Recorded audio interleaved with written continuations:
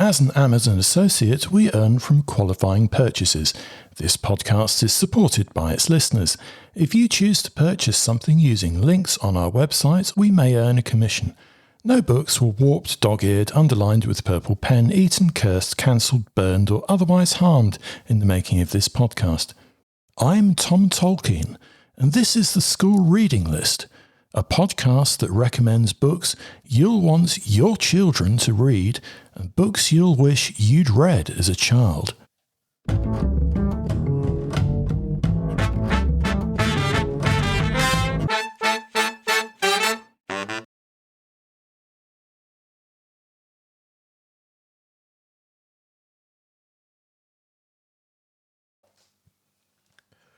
To kick off episode 41 of the School Reading List podcast, let's rip open some book post. Dead Straight Line by Malcolm Duffy. It's simple. Wherever you are, you have to get home in a dead straight line. Never mind what's in the way or which rules you have to break, the game 16-year-old Rory concocts is as enticing in the story as it is thought-provoking in real life. But what Rory cannot foresee is how it will change his world and wreck his friend Elliot's life.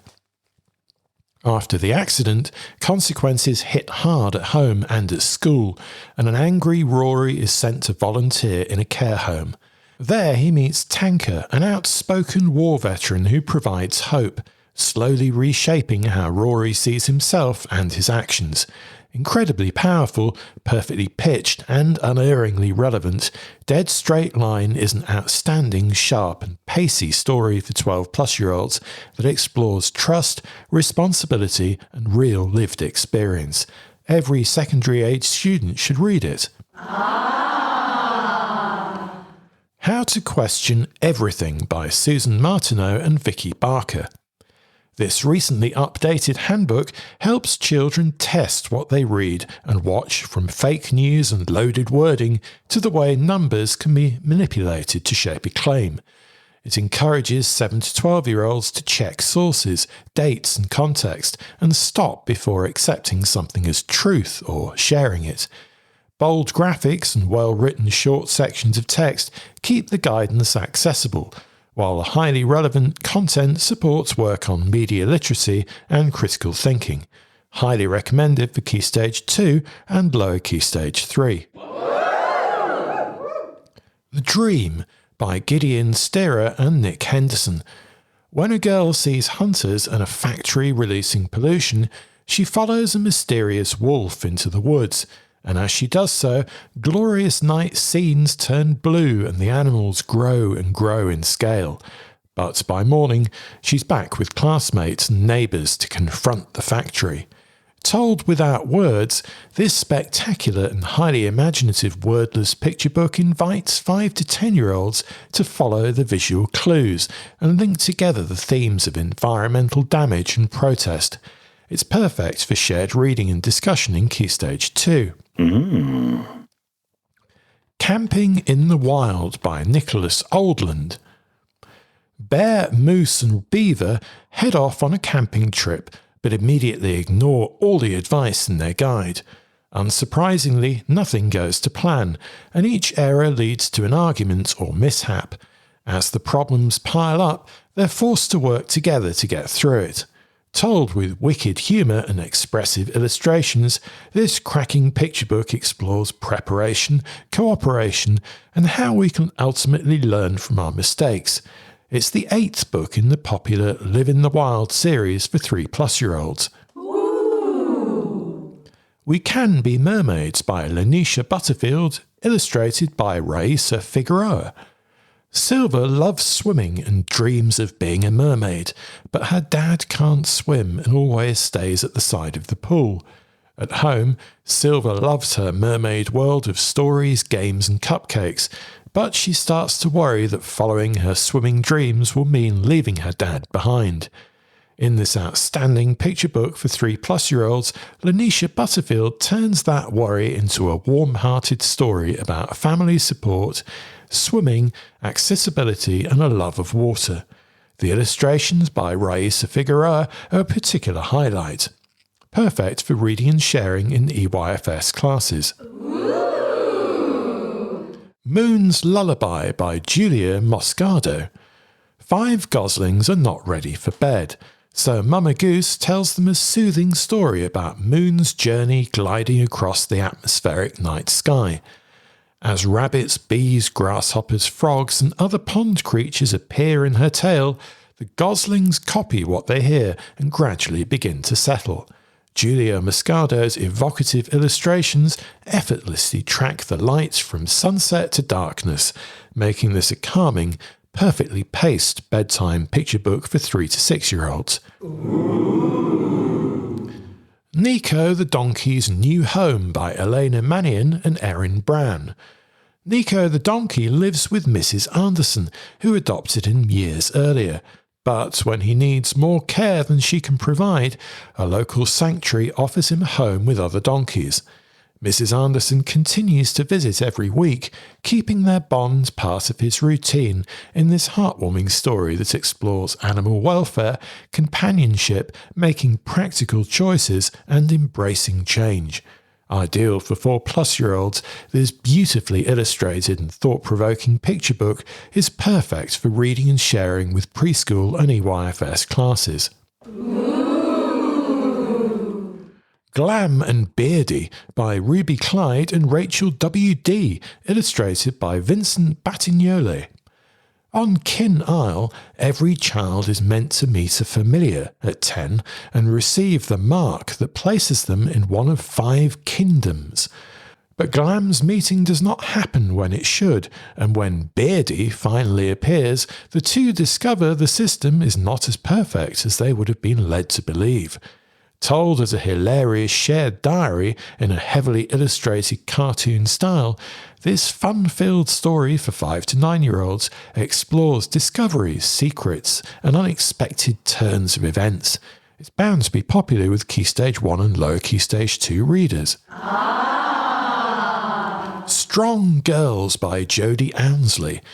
Aimed at 8 to 11-year-olds, Strong Girls by Jodie Ounsley with Becky Gray is a practical guide to building strength in sport, mindset and everyday life, while supporting others.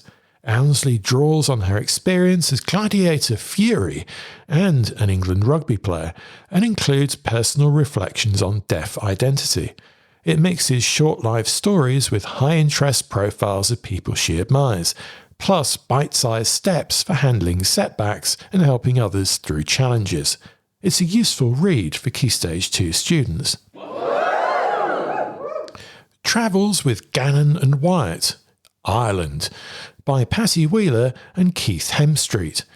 Gammon and Wyatt travel through Ireland, taking in places like the Cliffs of Moher and Newgrange. Their holiday shifts direction when a blight begins damaging local farmland, and they decide to investigate what's causing it. Using teamwork and practical skills, the brothers follow clues while learning about the land and its history. Told through accessible journal entries and immersive photographs, the account blends mystery, action, and environmental themes in a punchy format for 8 to 12-year-olds. Spyglass, Mastermind of Mayhem by David Solomons. When Adam and his friends accidentally reveal the location of retired MI6 quartermaster Professor Goodspeed's hideout, they land themselves in serious trouble. Dr. Toe and a band of supervillains are soon chasing the Professor's latest invention, and Adam's crew have to act fast. With gadgets like flying robots, robot shark shields, and glitter glue grenades, there's a frantic race to rescue the Professor and stop a global disaster. This high-paced illustrated rollercoaster launches David Solomon's unputdownable adventure series for 8+-year-olds. It's great fun, and we think Spyglass will be very popular with Key Stage 2 children. The House with Chicken Legs Runs Away by Sophie Anderson. Without warning, Marinka's house pulls itself to pieces and escapes, dragging her into a chase across strange and hostile places. With Benjamin and the Crow Jack close behind, she's forced to keep moving in spite of the rising risks. Every step tests her resolve and her loyalty to the people she cares about. Set in the immersive fairy tale world of the House with Chicken Legs, with internal illustrations by Elisa Pagnelli, this marvellous story is a thrill from start to finish. Ooh. Peregrine, Quinn and the Battle for Olympus by Ash Bond. Olympus is close to collapse. The mountain is unstable. Olympus Inc. is struggling to keep control after the Cosmic Games, and Hecate's new powers complicate everything. When Peregrine's volatile magic catches the attention of Hades, she's pulled into a conflict between gods and mortals. With her friends beside her, she attempts a risky heist at the centre of Olympus, facing epic politics and growing danger in this stunning finale to the myth-tinged fantasy adventure series for 9+-year-olds. Highly recommended. The Protectors by Victor Kloss. Second grade at the Royal Institute of Magic should keep Ben busy enough, but a dark elf invasion is getting closer, and his search for Elizabeth's helm has become urgent. Working from a black and white photo clue, Ben balances lessons with the quest, helped by his friends. This cracking story, the third in the Royal Institute of Magic series, adds protectors, a helm guardian and a new student, Erin, whose arrival raises fresh questions about where he belongs. It's relentless fantasy fun for 9+-year-olds. A Treachery of Swans by A.B. Poronek. Set in Oriel, where magic exists beyond the law, this retelling of Swan Lake centres on Odile rather than Odette. Using forbidden sorcery, she impersonates Marie d'Odette to infiltrate the royal court and steal a crown tied to the restoration of magic. When her brother is accused of murder, Odile's scheme unravels, forcing her into an uneasy alliance with Marie and Prince Amy. Deception, power, obsession, and a sapphic romance drive this dark and delicious reimagining for teen readers. Highly recommended for Key Stage 4. A Million Tiny Missiles All at Once by Lucas Maxwell. Elias's family is coming undone. His brother's caught up with the wrong crowd, and the pressure at home keeps building. Determined to put things right, Elias takes a risky leap, but his plan quickly unravels. Set against the bleak, wintry backdrop of Nova Scotia, this gripping debut from Lucas Maxwell explores addiction, family, and neurodiversity with honesty and heart. Winner of the Times Chicken House Competition 2024, it's a powerful read for 14+-year-olds. The Last Death Poet by Stephen Daly. Michael is uprooted to Belfast and arrives with one question he cannot stop thinking about. Why is his father missing? Then the visions start. Tied to the city's past, he keeps them to himself until he meets Meg, who takes them seriously and helps him investigate where they're coming from. As Michael finds his feet at school and starts forming new friendships, the visions intensify and connect history, myth, and his father's disappearance, alongside a powerful coming-out storyline. A stunning young adult novel, highly recommended for Key Stage 4 readers. The Escape Game by Marissa Meyer and Tamara Moss. Contestants on a reality show think they're signing up for a tough set of escape room challenges, but the game turns darker when they learn a former player has been murdered. Each new puzzle comes with higher stakes, and clues about the crime begin to surface. As secrets slip out and anxiety rises, the group must work together to uncover what really happened, knowing their own lives depend on it. It's a fascinating, twisty, and super tense read for 16+-year-old mystery fans. Highly recommended.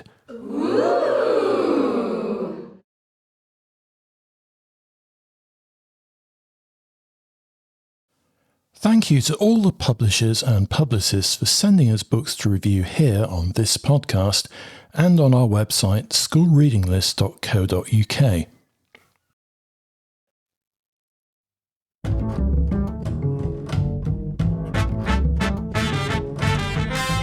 Here's our rundown of great new children's books hitting the shelves this May.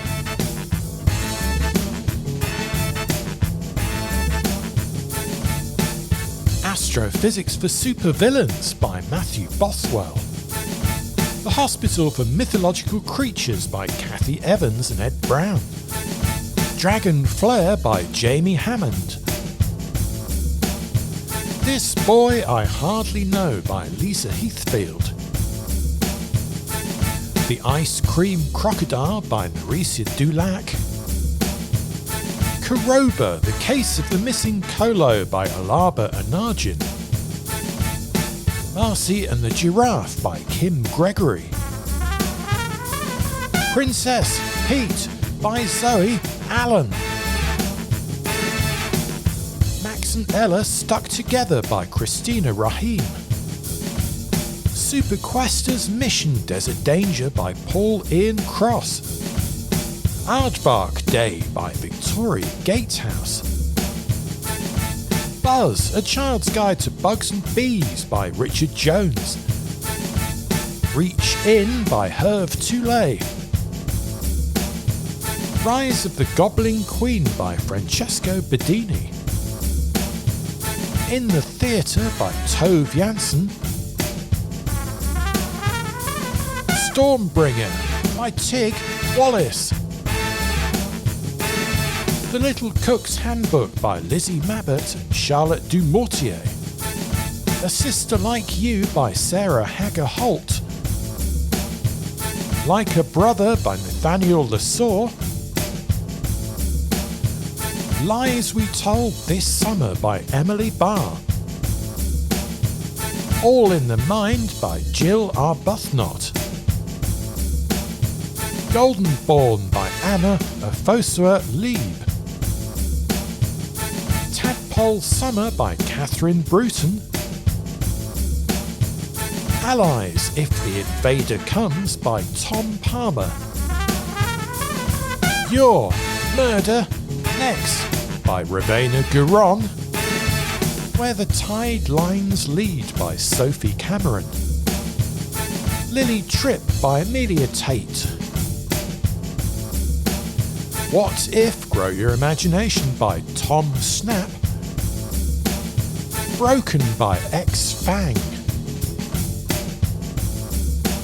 I Want by Ziggy Hanauer. And The Mystery of Manners by David Solomons. And our picture book of the month is Karoba, The Case of the Missing Coli by Alabid Onajin. Our non-fiction book of the month is Nature is the Answer by Chris Packham, and our fiction book of the month is A Sister Like You by Sarah Hager Holt. Bookety book, let's get reading. If you're a teacher, librarian or avid bookworm who loves children's or YA books and you'd like to review brand new titles for the school reading list, get in touch by email. We'd love to hear from you. The address is reviews@schoolreadinglist.co.uk.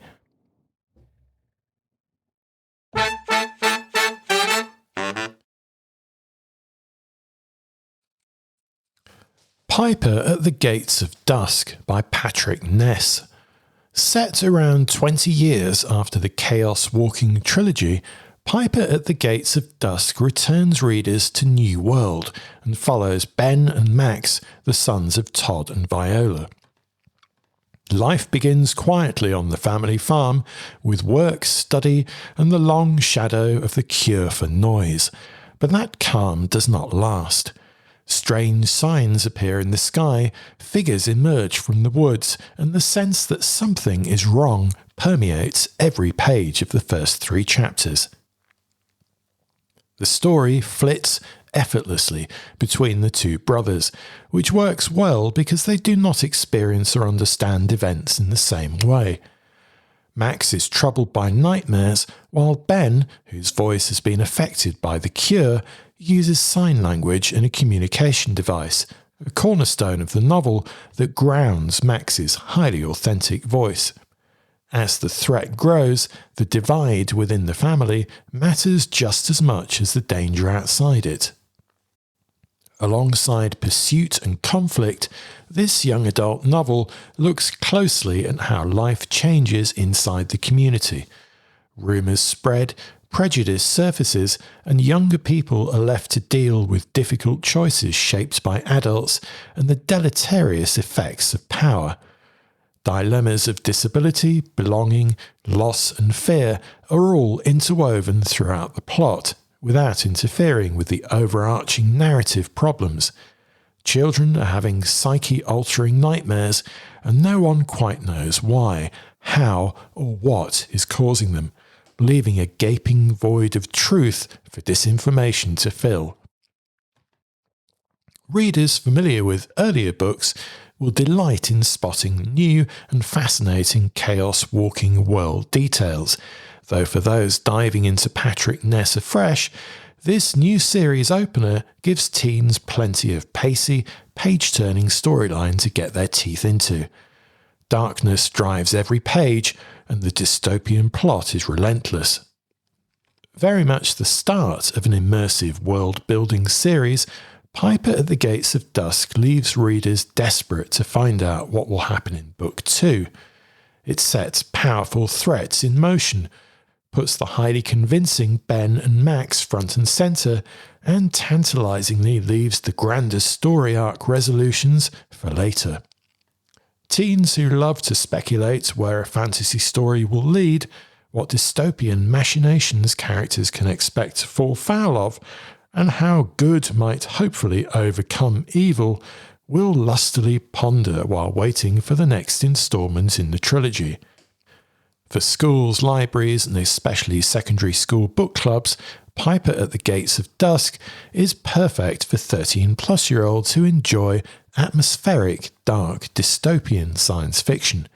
There's so much that's discussion-worthy, either in class, book clubs, or #BookTok, especially the highly developed themes of conflict, communication, trans-identity, fear, and the destructive power of out-of-control rumours.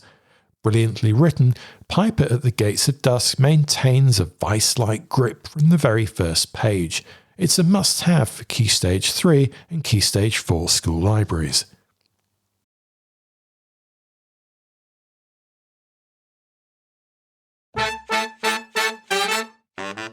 Here's a selection of exciting new book tasters sent to us by new and self-published children's authors this month.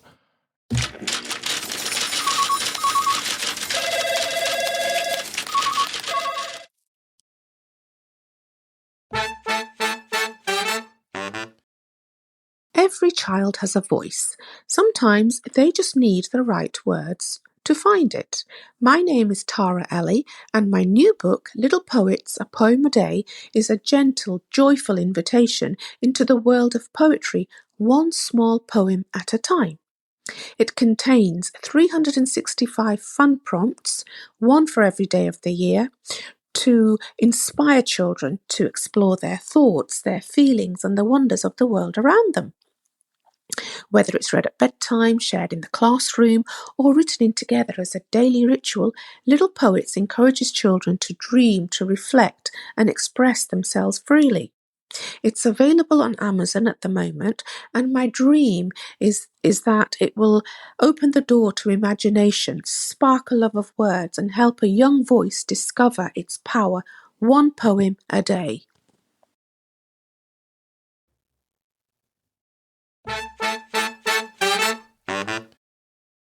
Hi, my name is Clodagh Ryan, and I'm excited to introduce Sally the Spider, a joyful picture book adventure for children aged 3 to 7. One day, while spinning her web, Sally had the most curious thought. I have 8 tiny feet. Wouldn't 8 tiny shoes be really sweet? And just like that, she sets off into the forest to find them. Along the way, she meets friendly creatures like Freddy the Frog, Rosie Robin, Mr. Mole, and Molly Mouse, each offering clues, kindness, and a bit of fun.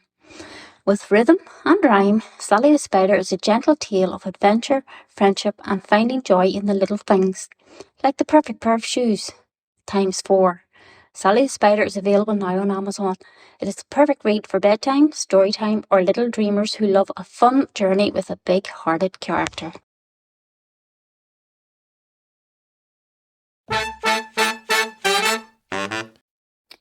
My dear Deronians, are you ready for a new adventure? Do you love mysteries, history, folklore, and the supernatural? If the answer is yes, then you need to read Durnhill by me, Chris Dewar. This is a reading for fun book aimed at Key Stage 2, middle grade and above readers, and promotes love and friendship between James and his new best friend Penny as they work together to unravel the clues that will lead them to the discovery of a century-old mystery. I wrote Durnhill for my own children, and it is intended to be a well-paced emotional read with relatable characters within a vivid setting. The language is accessible yet expressive and will encourage imagination while supporting vocabulary development. Goodreads ratings are encouraging with comments such as entertaining, original, gripping, brilliant, and highly recommended. Thank you for listening, Chris.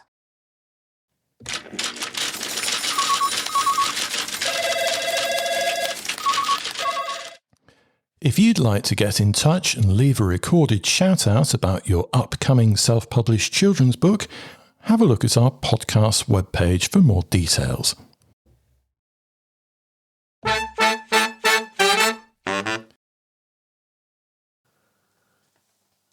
Will the government's new reading assessments undermine the National Year of Reading? The government has set itself two aims that seem to contradict each other. It wants 2026 to be a National Year of Reading, with the Go All In campaign built around reading for pleasure. But at the same time, it plans a new statutory Year 8 reading test, on top of the existing Key Stage 2 reading test and changes to the Year 6 writing assessment. The risk is clear. One policy tells children that reading belongs to them. The other reminds them that reading is something done under pressure, against a clock, with a score attached. The National Year of Reading exists because the figures are so poor.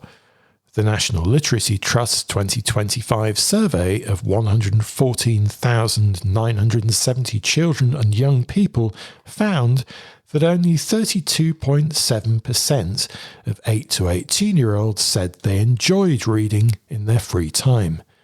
Fewer than 1 in 5 read daily.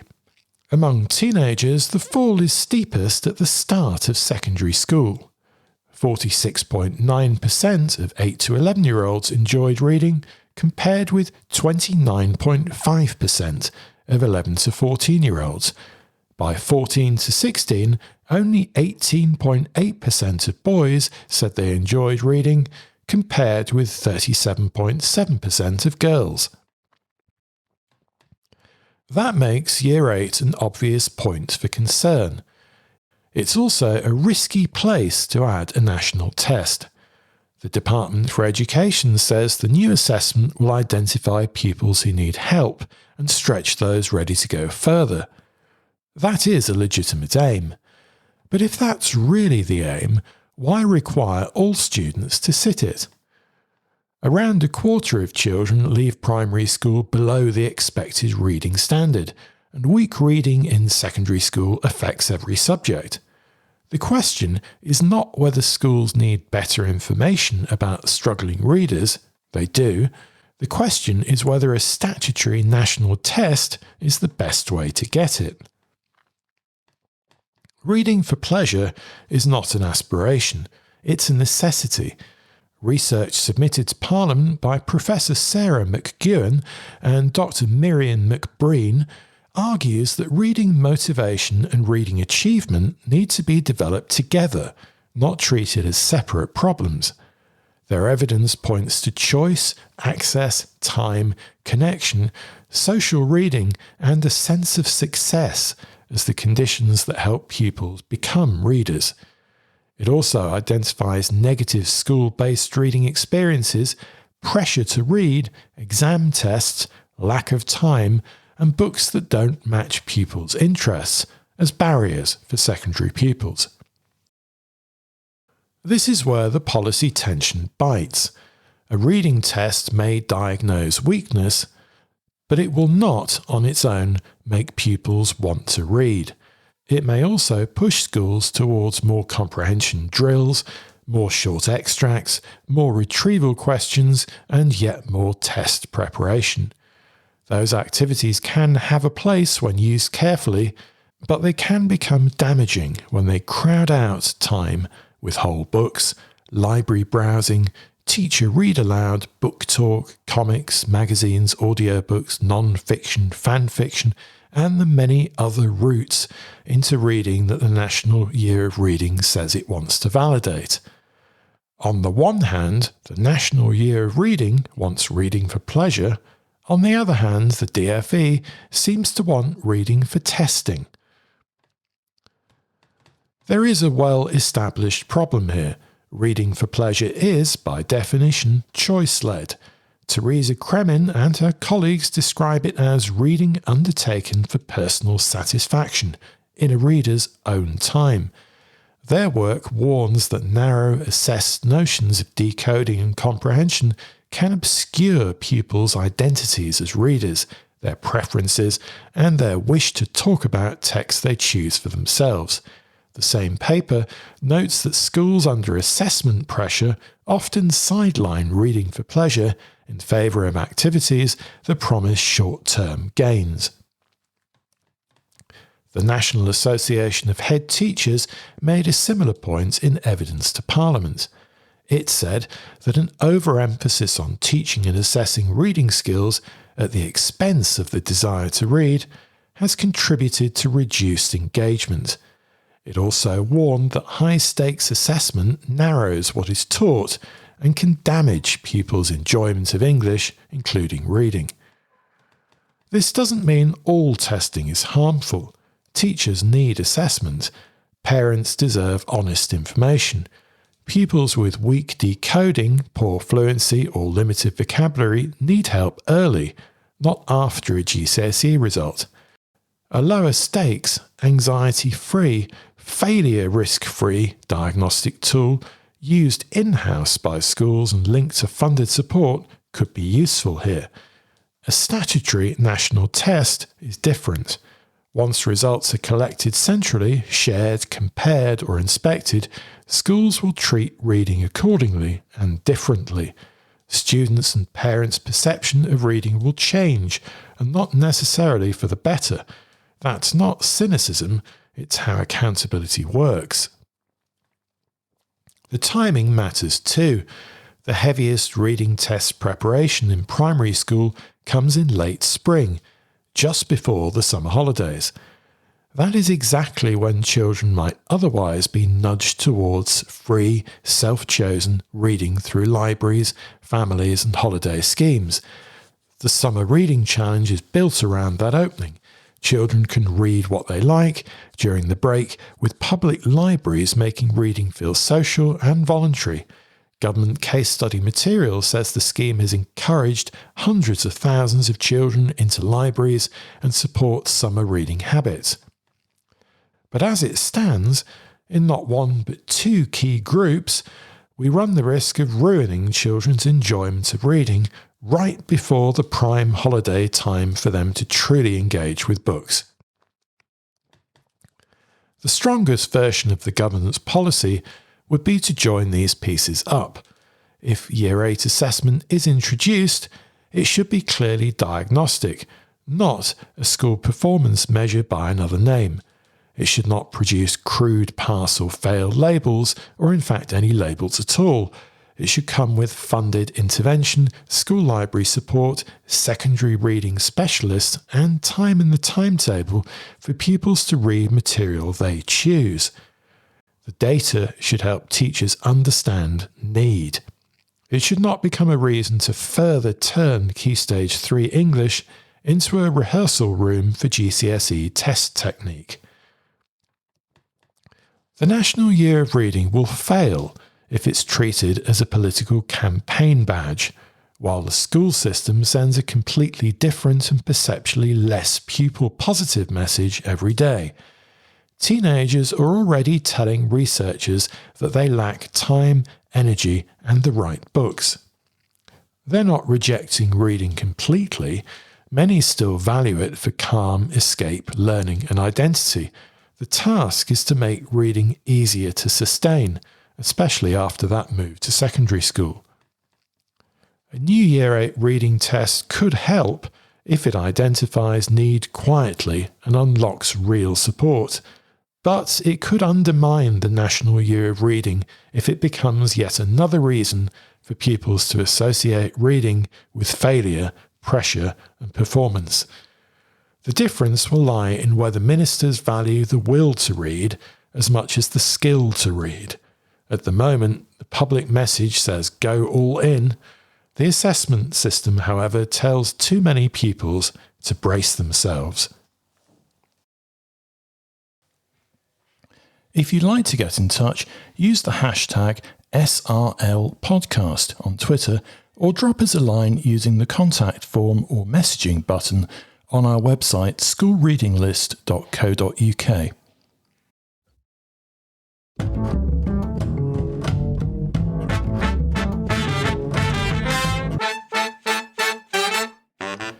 And all the books lived happily ever after.